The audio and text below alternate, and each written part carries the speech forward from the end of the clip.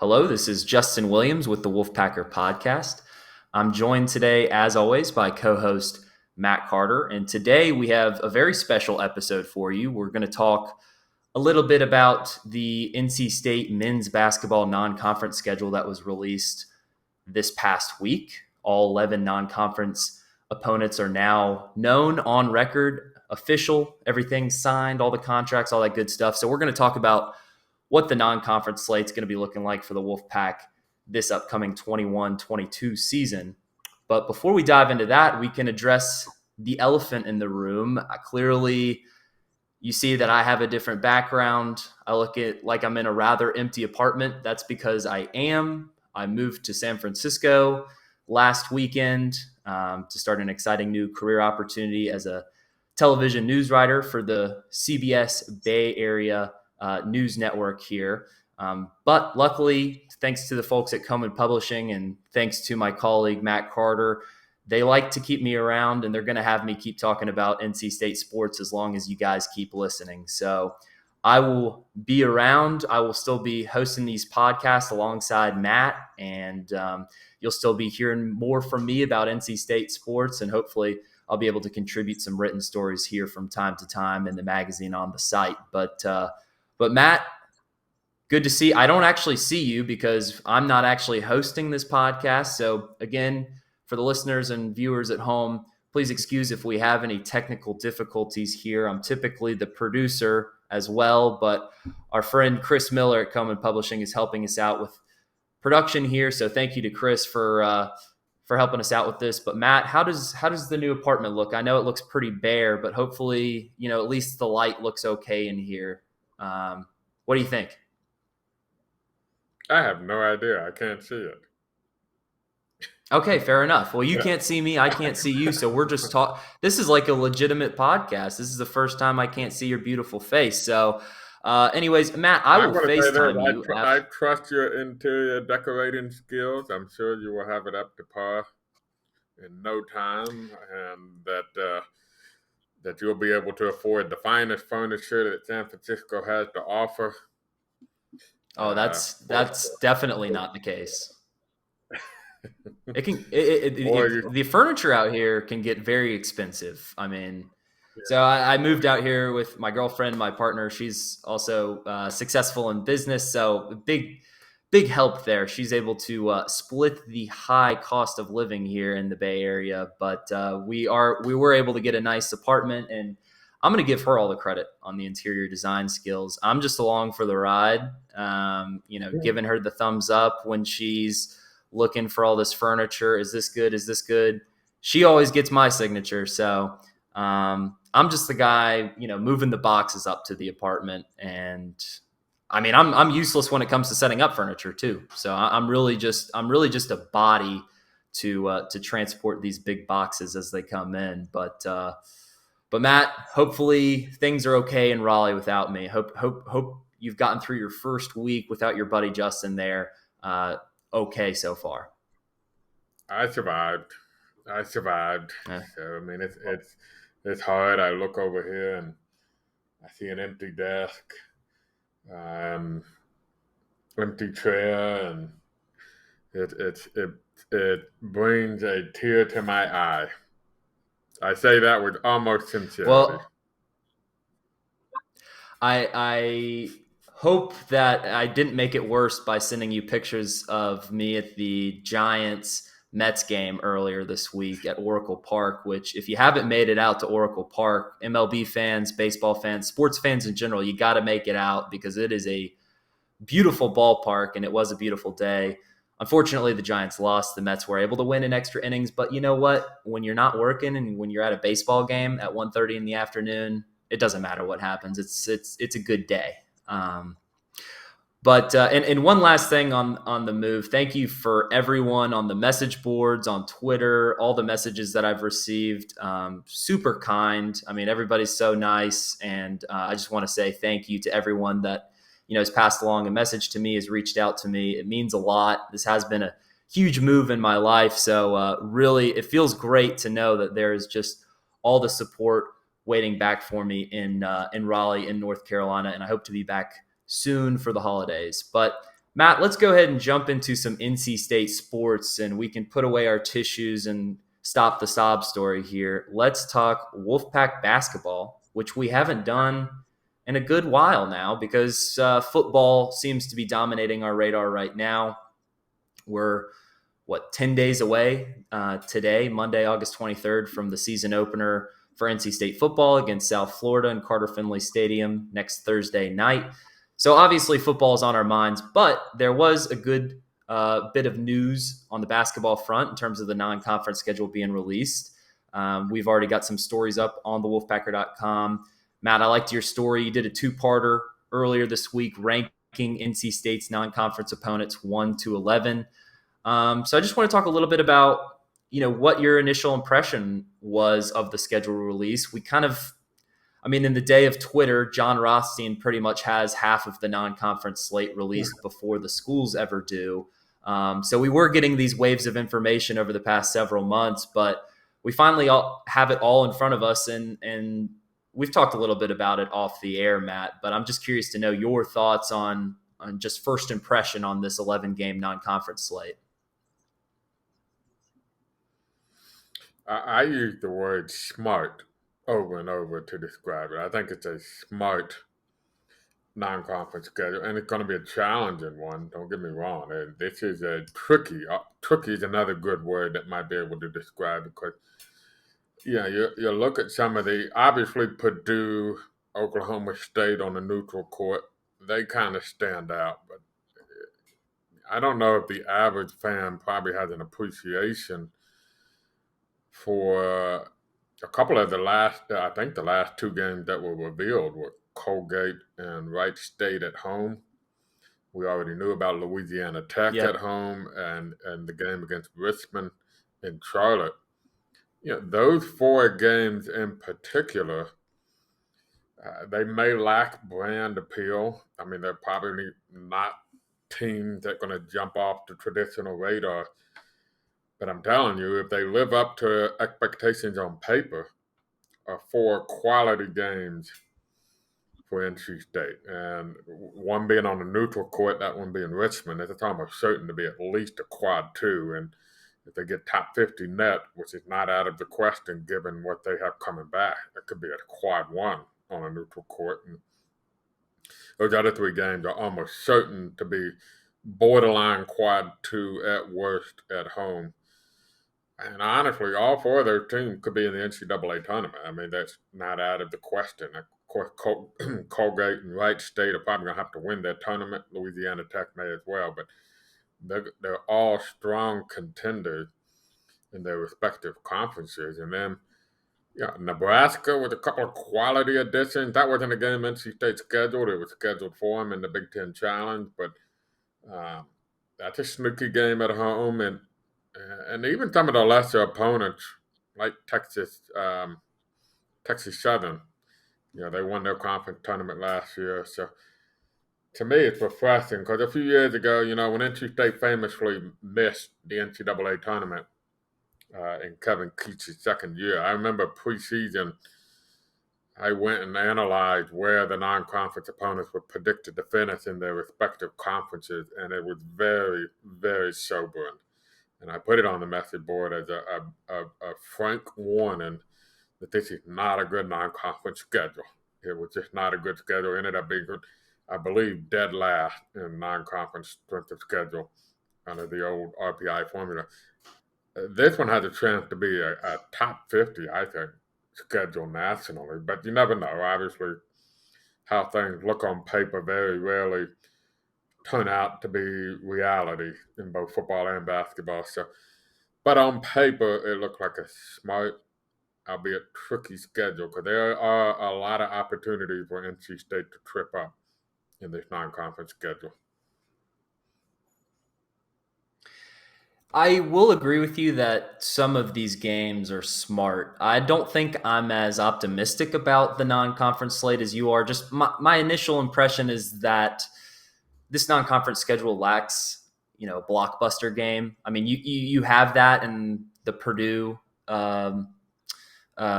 neutral court site. I think they're playing that up in the Barclays Center in Brooklyn in December 12th. And Purdue's a top consensus top 10 preseason team, if not top 5, because of all the talent that they have coming back. They were a 4 seed in the NCAA tournament last year, ended up being upset in that first game. But Purdue had a really successful season in what was a really good conference last year in the Big Ten. That's the blockbuster game. You could maybe make the case for Oklahoma State, but beyond that, I just think it's going to be hard to get fans excited about NC State, Louisiana Tech. And according to your rankings, not to spoil the whole thing, but Louisiana Tech is the 4th toughest non-conference game on NC State's schedule, according to you, which, again, nothing against Louisiana Tech. They had a very similar season to NC State last year in the sense that they went to the NIT. They went just one game further in the NIT than NC State did. But, when I think Louisiana Tech, I'm not thinking that this is going to be a game that's going to, win that and that's going to help you make the NCAA tournament. You never know, but that's a home game. So in order for it to be a quad 2, Louisiana Tech's going to have to be a top 75 net team when it's all said and done. And that's about where they finished. Matt, were you trying to say something there? In the net. Okay. Do you have that in front of you? Where did they finish in the net? Let's see. For viewers at home, because they were 82nd in Ken Palm. There might be. That's just part of the production thing. We'll get this handled before the football season, so don't worry about that. But thank you for listening. NC State was 71 in Ken Palm. Louisiana Tech was 82. So same ballpark, but Matt, we can get back to that net thing if you don't have it in front of you. I have. They were 71st in the net last year, which was that would have been a quad 2 game in the net. And again, that's kind of where, and I go back to, I understand the point of maybe they're not brand names, they're not blockbuster names, but it's somebody who has religiously followed bracketology for like a couple of decades now. These are the games that the committee loved. They love it. And Richmond was 68th in the net last year. Wright State finished 75th in the net last year. And who was the other team I mentioned that was kind of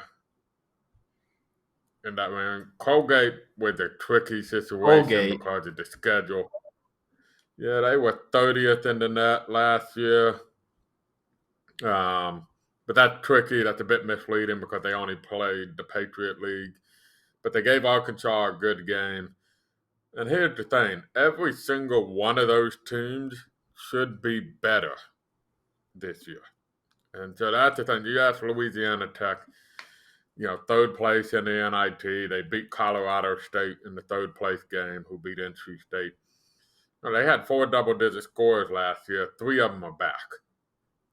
So you would think that a team that was 3rd place in the NIT that had 3 double-digit scores back, that's probably an NCAA tournament team.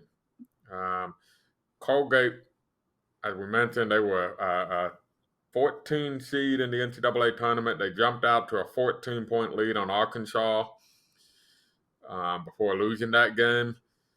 They got 4 starters back, and the 6th man, who was actually their 2nd leading scorer, is back. So they basically have 5 starters back from that team.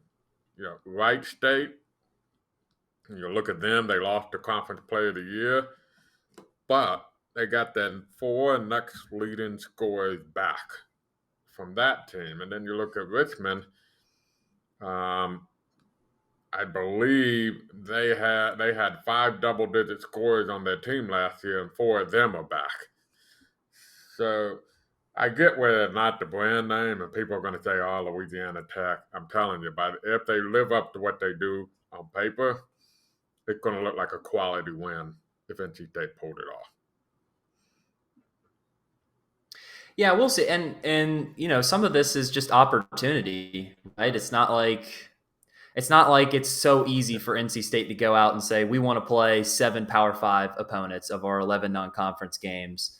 You look at the ACC Big Ten matchup, NC State probably got a little bit screwed in the sense of getting Nebraska, a team that really struggled last year in the Big Ten. I mean, they are from the Big Ten. The Big Ten was a good conference, but they went 8-20 last year overall. Even if they're better, they've still got a ways to go to get into the NCAA tournament caliber. You have that game ranked 7th of 11 on your rankings.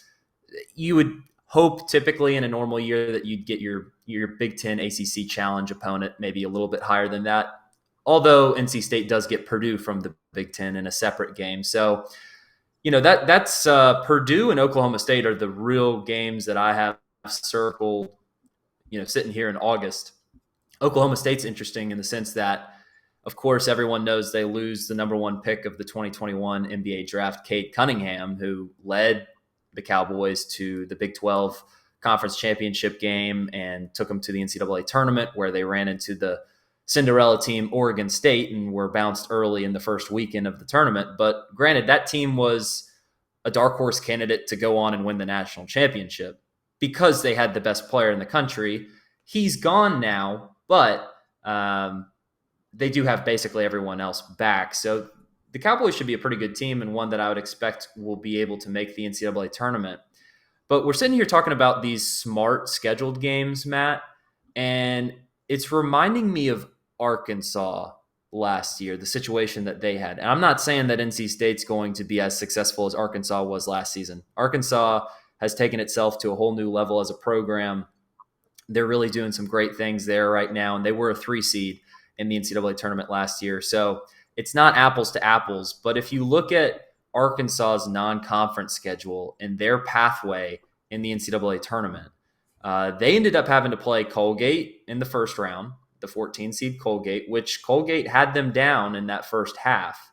Arkansas was able to come back and win that game by 17 points, but nonetheless, a team that's on NC State's schedule. And then Arkansas ends up getting the 15 seed Oral Roberts in the Sweet 16 this past tournament. And they played Oral Roberts in their non-conference schedule. That was a team that they had circled before the season saying, this might not be a blockbuster name. This might not be a brand name of college basketball, but we know that Oral Roberts is a really good team. And they beat Oral Roberts by 11 points on December 20th last season. When that happened, I'm sure Arkansas fans were thinking, maybe our Razorbacks had a bad game that day. Well, they end up beating Oral Roberts by 2 points in what was, a nail-biter of a finish in that Sweet 16 game last year to advance to the Elite Eight. But, Coach Musselman down there in Arkansas really credits the fact that they were able to see Oral Roberts in the non-conference slate before they met in the NCAA tournament for winning that game. So I'm with you, Matt, in the sense that there is something to be said about just the strategic side of scheduling. Don't love a couple of the quad 4 games because I think they're quad 4 games where if you're going to have a quad 4 game, you may as well make it the worst opponent possible versus having a team that's, towards the upper part of quad 4, like maybe a Central Connecticut State or maybe even a Bucknell could be. But Matt, is there anything else about this schedule that jumps off the page to you? Yeah, I think I would argue again. It reminds me of Mark Godfrey's schedule. To be honest with you, they were very similar. And you go back to that first year when they made the NCAA tournament. It was the wins over Princeton and St. Bonaventure that went a long way, and maybe even North Carolina Central that went a long way to NC State being in that tournament. Even the year that they surprised everybody and got in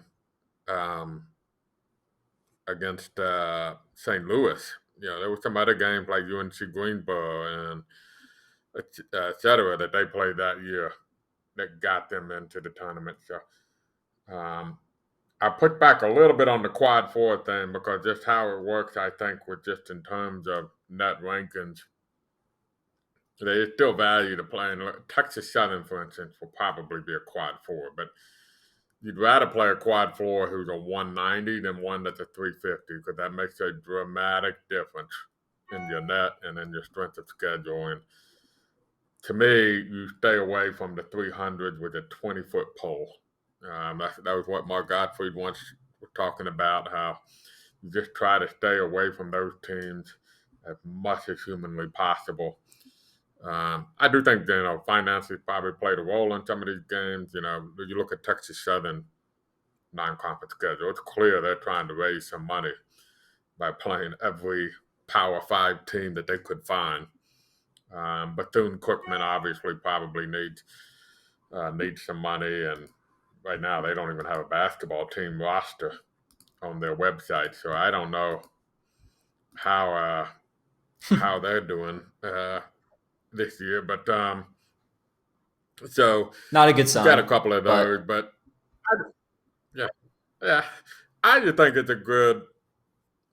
I agree with you. It lacks the headliners, but NC State, they're not Gonzaga where they can go play UCLA, North Carolina, Kentucky, and Kansas in their non-conference slate, and then eat a bunch of cupcakes in their conference play, right? Or they're not Kentucky, who knows that they're going to probably get 12, 13 SEC wins and be fine. So I think NC State has to walk a fine balance of testing yourselves with some of the big powerhouses or the big headliners and playing a schedule that's going to get rewarded without putting yourself in a deep hole. And I'll say there's a risk that they could be in a hole at the end of the non-conference play. I think any team on my rankings from Nebraska down to Purdue has a chance to beat NC State on paper. So it's tricky. I would suggest it's trickier than people might think. So that's seven potential losses, and that brings me to the topic I want to transition to here, which is we haven't talked about this basketball team very much over the past few months. Really since May, June, even. What are your thoughts on what this basketball team is shaping up to be on paper as it sits here in August, 2 months before the season's going to get going here in early November? Is this a team that you feel like should make the NCAA tournament, or would it be a pleasant surprise if this team made the NCAA tournament? You're trying to put me on the spot. Because I think it would be.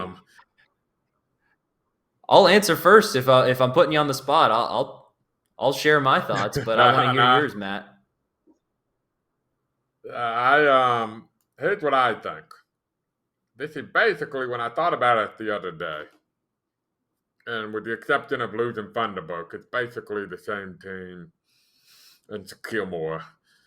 You're basically a very similar team to the team that won 5 games in a row to end the regular season, I believe, or something of that effect. Beat Davidson in the first game of the NIT. Was it 6? It was they beat Davidson by 14. It was a solid win, and then lost by 4 to Colorado State in the quarterfinals. So, and of course, Braxton Beverly, too. I shouldn't forget him. But a lot of the important pieces of that winning success later back. You did add a couple of guys who have, although maybe not overly productive, have played high levels of competition. Older guys who can maybe help fill the void lost by Beverly and Thunderbolt on those teams. And then you got to help that some of these freshmen can fill the void lost from Shaquille Moore, and that some of these guys, by the way, get better. So, I think there's reason that you could be optimistic based on what happened at the end of the year that carries forward. But you also kind not acknowledge the fact that there are some holes on paper on the roster, and there are some question marks on paper on the roster. And the team last year was an NIT team. And you obviously want to be better than NIT teams. So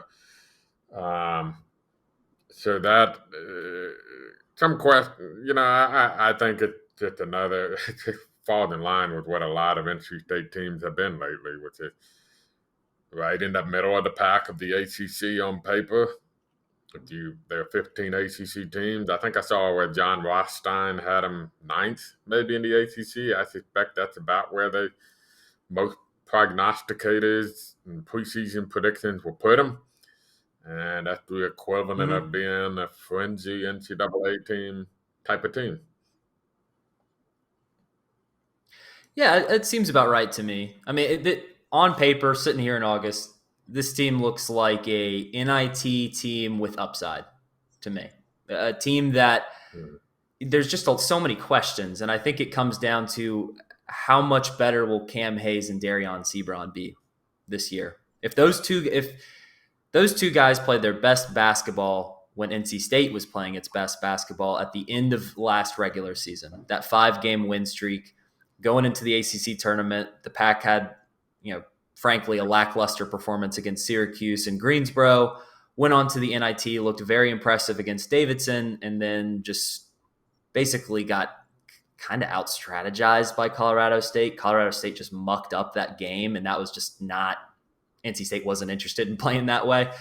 But you saw that they had grown so much, those freshman guards, and that includes Shaquille Moore. He's out the door, obviously. He's down at Mississippi State now.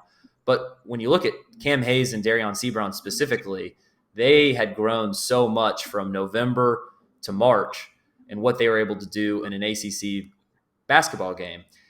Is that going to continue into the offseason? And are we going to see even more improved results once the season rolls around from what we were seeing at the end of, the conference slate last year? If that's the case, then I certainly think there's reason for optimism with this team. But, if they're still going through the growing pains and it's, well, my guards are still young, they're now, in their second year, although it'll be Sebron's third year with the program. It'll be Hayes' second year with the program. Hayes played a lot of basketball last year. Those guys have some pressure on their backs because I think you kind of know what you can expect with Jericho Helms. You know what you can expect with Manny Bates. Could they be a little bit better this year than they have been in years past? Probably, because their usage will go up. But beyond that, Thomas Allen, is he a guy that can be a consistent starter for this team? Or is he going to be, a shooter that comes off the bench? And he was streaky last year. He got hurt at the end of last season. Braxton Beverly is a big loss in my mind. He added that veteran presence in the backcourt when the freshman guards needed some training wheels, and now he's gone. So you've got Casey Morsell coming in instead, which, is the veteran of your guards group, but he didn't really play that much at Virginia, and he didn't really produce that much at Virginia. So I'm kind of thinking that he's going to be a reserve out of the gate. So yeah, I mean, can Cam Hayes or one of those guards turn into an all ACC caliber type of player this season? And I don't think that's out of the question because you look around the ACC, you look at the talent pool. I mean, it wouldn't shock me if Darion Sebron became one of the, let's say, 7 or 8 best guards in the ACC next year. And if that's the case, then NC State could have a really solid year. But, like you said, they're going to be tested out of the gate in the non-conference slate. My next question for you is, how many wins does NC State have to get out of this 11-game non-conference schedule to be feeling good about their NCAA tournament hopes going into conference play? Because you can kind of expect that NC State will be somewhere around 500 in that ACC play. You got 20 games, maybe they go 10-10, 11-9, at best maybe a 12-8, and that would be really solid in my opinion, because the ACC will be better this year than it was last year. But you look at those 11 games, do they need 8? Do they need 7? What would be a good record through those first 11 games, Matt, where you would be feeling good about NC State's resume heading into ACC play? I would say, of course, obviously, depends on who it is. If you beat Purdue on a neutral Right, like a court, Purdue, you can take a loss. Yeah, you can take a loss. right. But I would say a minimum 8-3, and that would be 2 losses to Oklahoma State and Purdue being 2 of those 3 losses, and none of the losses being against what I call the 4 teams that would be likely quad fours, which in essence means that you took you know, 4 out of 5 of those, that middle tier of games of teams that are going to be either quad one or quad two. You would put yourself, I believe, in a position to make a case going into ACC play that you can be on the NCAA tournament radar. But ideally, a win over Purdue or Oklahoma State gets you a quad one, probably a quad one win. And really, if you beat Richmond, there's a chance that could end up being a quad one. So that would buffer some of it. If you could get one of those and handle business against everybody else, then you're sitting pretty. Joe Lunardi probably putting you in on the first bracket after the net rankings come out. And then it's about taking care of business in the ACC.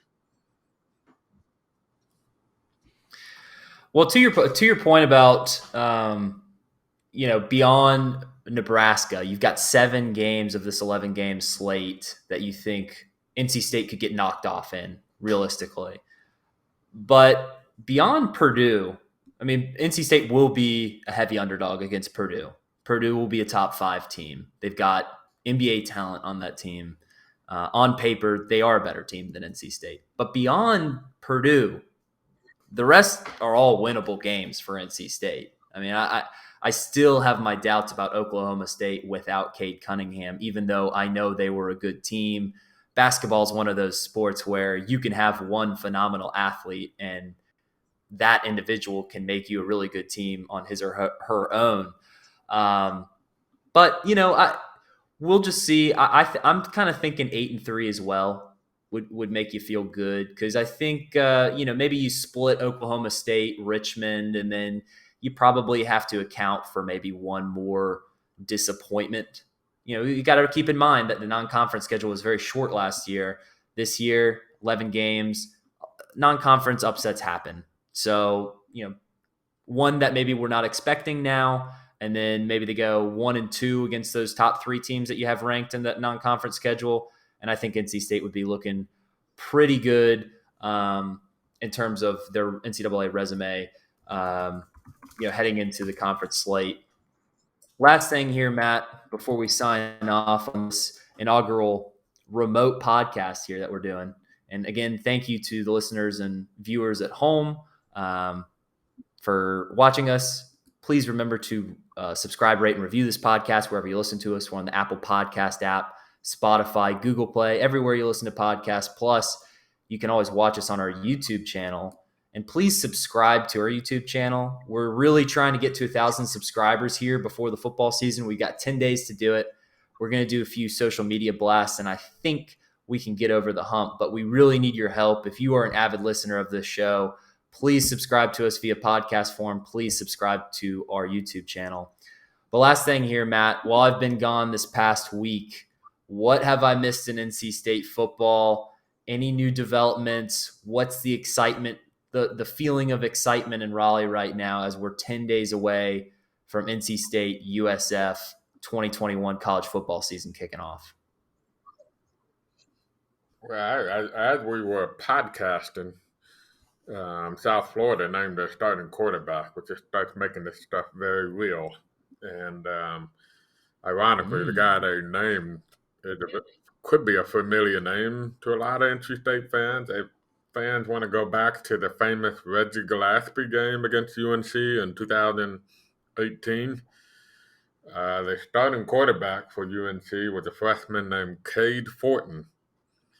And now Cade Fortin is at South Florida, and he was just named the starting quarterback for South Florida. So an interesting kind of twist. I don't know if that meets the definition of irony or whatnot, but that one's kind of interesting. So a little bit of a familiar name for NC State in the opener. But it's really been kind of, humming along. There has not been a lot of developments. The coordinator came out and spoke with the media, and a lot of positive vibes about a couple of freshmen, Julian Gray, a receiver, Demi Sumo, running back. It sounds like Corey Doden the defensive line transfer of Florida State may really be able to fill that void left by Elaine McNeil when he went to the NFL. Tony Gibson was really raving about Corey Doden. So they had a scrimmage last Thursday, and I think they're doing kind of a mock game of some sort, which is open to the public on Saturday if any fans want to go out and check it out. I know it's on GoPack.com. So that's interesting. I had not seen them do that before, so they must be feeling really good. I leave for 1 week. I leave for 1 week. Yeah. Yeah. And now they open up practice. And I'm kind of wondering if just from the lack of playing in front of fans, they want to get some fans out there for just to experience it a little bit at that time of the day, which is the time of the day to kick off against South Florida. So, next Monday, we should have a depth chart. Dave Doran will be talking about it, and it gets very real. It's football season here, so kind of crazy to think, and no hiccups. So that's kind of wild in and of itself too. There has not been really any hiccups that we know about, and even though the Delta variant is running wild, everything full speed ahead, full crowd. I was out at Carter Finley Stadium on Friday. They were putting the chair backs in. They were working on graphics on the concession stands. So they're going to be football, and fans are going to be allowed to see it this year, it looks like. Well, no news is good news when you're in the final countdown leading up to the season opener. That is super exciting. I can't wait to see the Slobbering Wolf helmets on the new TV I got coming in here 10 days from now. And it's going to be a 4:30 p.m. kickoff for me. Love that. I'll be able to watch the entire game, do a post-game podcast, and I'll still be in bed before my bedtime, which on West Coast, it's been about 10 p.m. because I'm still kind of adjusting to the West Coast time zones and all that good stuff. But we're pumped for football. Hopefully that was a fun basketball conversation as well. We do have some time between now and basketball season. So I'm personally just pumped for football right now. Remember, subscribe, rate, and review wherever you listen to us. Podcast apps, Apple, Spotify, Google Play, plus our YouTube channel. For if you're on social media, please give us a follow at the Wolfpacker on Twitter. Give me a follow if you'd like. My personal handle is at Justin H. Will. And give us a like on Facebook, NC State Wolfpack on thewolfpacker.com. So for Matt Carter, this is Justin Williams, and this has been the Wolfpacker Podcast.